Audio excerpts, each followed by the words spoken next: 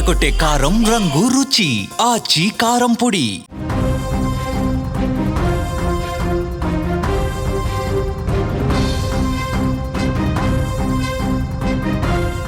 భారతదేశ రక్షణ వ్యవస్థలో అత్యంత కీలకమైన చర్చ సిలిగురి కారిడార్. దీన్నే చికెన్ నెక్ అని కూడా పిలుస్తాం. ఇప్పటి వరకు మనకు కేవలం పశ్చిమాన పాకిస్తాన్, ఉత్తరాన చైనా నుంచే ముప్పు ఉండేది. కానీ ఇప్పుడు అనూహ్యంగా తూర్పు సరిహద్దుల్లో, ముఖ్యంగా బంగ్లాదేశ్ వైపు నుంచి ఉద్రిక్త సెగలు కనిపిస్తూ ఉన్నాయి. అస్థిరమైనటువంటి బంగ్లాదేశ్, అక్కడ పెరుగుతున్న మతోన్మాదం, సరిహద్దుల్లో యుద్ధ విమానాల మోహరింపు. అసలు అక్కడ ఏం జరుగుతోంది? చికెన్ నెక్ వద్ద భారత సైన్యం ఎందుకు హై అలర్ట్ ప్రస్తుతం ప్రకటించింది? ఈ వీడియోలో మీకు క్లియర్గా ఆ స్టోరీ ఎక్స్ప్లెయిన్ చేసే ప్రయత్నం చేస్తాం. ముఖ్యంగా మ్యాప్లో మీరు చూస్తున్నటువంటి ఈ చిన్న నేలపట్టి వెడల్పు 22 కిలోమీటర్లు. ఇది పశ్చిమ బెంగాల్లోని సిలిగురి వద్ద ఉంది. భారతదేశ ప్రధాన భూభాగాన్ని అస్సాం, అరుణాచల్ ప్రదేశ్ వంటి 8 ఈశాన్య రాష్ట్రాలతో కలిపే ఏకైక దారి ఇది. ఒకవేళ యుద్ధం వస్తే శత్రువు ఈ చిన్న దారిని కట్ చేస్తే చాలు, భారత్ తన 8 రాష్ట్రాలతో సంబంధాలను కోల్పోతుంది.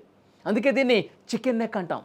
మెడ కోస్తే ప్రాణం ఏ విధంగా పోతుందో, ఈ దారి మూసుకుపోతే మన ఈశాన్య రాష్ట్రాల పరిస్థితి అదే విధంగా మారుతుంది.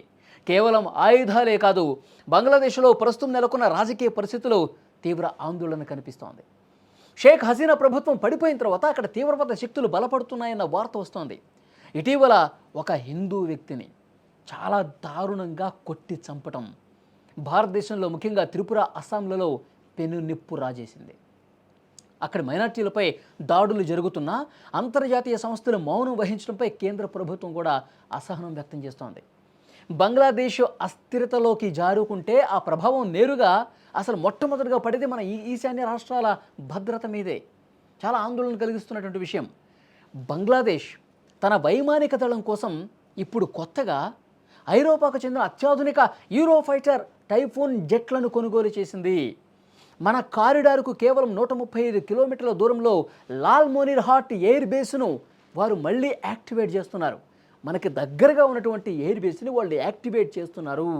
అంటే చాలామంది మేధావులు చెప్తున్న దాని ప్రకారం, నిపుణులు లెక్కలు వేస్తున్న దాని ప్రకారం, అక్కడి నుంచి ఒక టైఫూన్ జెట్ బయలుదేరితే కేవలం 5 నిమిషాలండి. 5 నిమిషాల్లోపు మన సిలిగురి కారిడార్ను చేరుకుంటుంది. ఈ జట్లలో ఉండే మేటియర్ మిసైల్స్ సరిహద్దు దాటకుండానే బంగ్లాదేశ్ లోపల నుంచే మన విమానాలను కూల్చివేసే సామర్థ్యం కలిగి ఉంటాయి వాటికి. ఇది భారత భద్రతకు ఒక పెను సవాల్ లాంటిది. బంగ్లాదేశ్ నుంచి ఇలాంటి ముప్పు పెరుగుతున్నటువంటి నేపథ్యంలో భారత్ పూర్తిగా అలర్ట్ అయింది.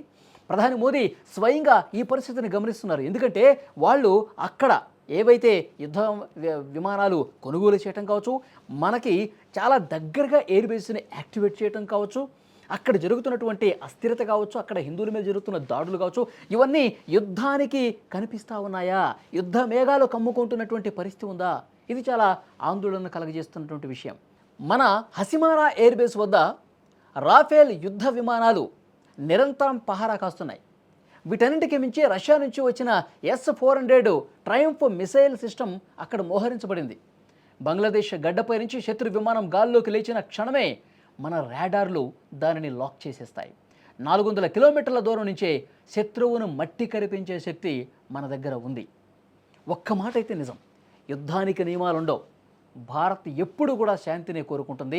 గతంలో జరిగినటువంటి యుద్ధాలు కావచ్చు, ఉద్రిక్త పరిస్థితులు ఏవి చూసుకున్నా భారత్ ఎప్పుడూ శాంతి జపమే చేస్తుంది. అందరూ బాగుండాలని చెప్పే కోరుకుంటుంది. కానీ మన జోలికి వస్తే అంతే గట్టిగా మనం ప్రతిఘటిస్తాం. ఇప్పుడు మన చికెన్ నెక్పై కన్ను పడితే మాత్రం సైన్యం అస్సలు ఊరుకోదు. తూర్పు సరిహద్దు ఇప్పుడు ఒక హాఫ్ ఫ్రంట్ యుద్ధక్షేత్రంగా మారిపోయింది. ప్రభుత్వం అప్రమత్తంగా ఉంది, సైన్యం కూడా పూర్తి స్థాయిలో అలర్ట్గా ఉంది. దేశ భద్రత విషయంలో రాజీ పడే ప్రసక్తి లేదు. కానీ బంగ్లాదేశ్లో జరుగుతున్నటువంటి ప్రస్తుత కదలికలు చూస్తుంటే, ప్రస్తుత పరిణామాలు చూస్తుంటే కొంత ఆందోళన కలిగిస్తున్న విషయం. ఎందుకంటే మన హిందువుల్ని, భారతీయుల్ని, అక్కడ మైనార్టీలుగా ఉన్న వాళ్ళని ఇష్టారీతన కొట్టేస్తూ ఉన్నారు, చంపేస్తూ ఉన్నారు. అప్పటి నుంచే కూడా ఒక ఆందోళన కనిపిస్తోంది. మళ్ళీ వాళ్ళు మన సరిహద్దు ప్రాంతానికి అత్యంత దగ్గరగా వాళ్ళు ఎయిర్ బేస్ని సిద్ధం చేయటం, యాక్టివేట్ చేయటం, ఐరోపా నుంచి ఒక శక్తివంతమైనటువంటి ఒక ఫైటర్ జెట్ని వాళ్ళు కొనుగోలు చేయటం, దగ్గరగా మోహరించడం, ఇవన్నీ చూస్తుంటే బంగ్లాదేశ్తో మన దేశం మీదకి ఉసిగొలిపి వేరే దేశం ఏమైనా ఆట ఆడుతుందా అన్న అనుమానం కూడా కనిపిస్తుంది. ఎందుకంటే పాకిస్తాన్ కావచ్చు, చైనా కావచ్చు, ఇతర ఇంకా ఏ దేశమైనా సరే మనల్ని అస్థిరపరచడానికి భారతదేశం మీద కంటి మీద కునుకు లేకుండా చేయటం కోసం మనం ఎప్పుడూ ఒక సమస్యతో కొట్టుమిట్టాడుతూ ఉండాలని చెప్పి కొన్ని దేశాలు కోరుకుంటూ ఉంటాయి. సో అలాంటి దేశాల ట్రాప్లోకి బంగ్లాదేశ్ వెళ్ళిపోయి మన మీద యుద్ధం ప్రకటించినా ఆశ్చర్యపోవాల్సిన పని లేదు. కానీ అలాంటి పరిస్థితి వస్తే మన సైన్యం మాత్రం మూడో కన్ను తెరుస్తుంది. మన సైన్యం బలగం తెలియక పాకిస్తాన్ ఆపరేషన్ సింధూర్ సమయంలో ఏ విధంగా చతికిల పడిందో మనం చూసాం.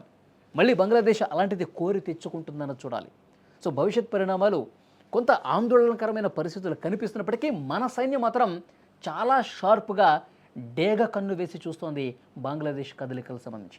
ఈ వీడియో మీద తప్పకుండా మీ అభిప్రాయం తెలియజేయండి. బంగ్లాదేశ్ చేస్తున్నటువంటి ఈ వ్యవహారాన్ని మీరు ఏ విధంగా చూస్తారు? Please comment.